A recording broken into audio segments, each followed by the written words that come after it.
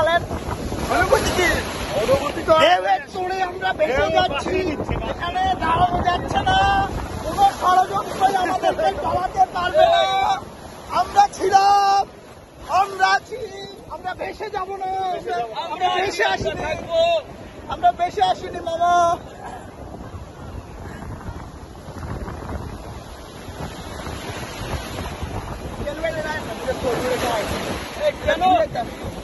আইন না ভাই, আইন 2 মিনিট একটু না, আপনাকে আমরা ভাসিয়ে দিব।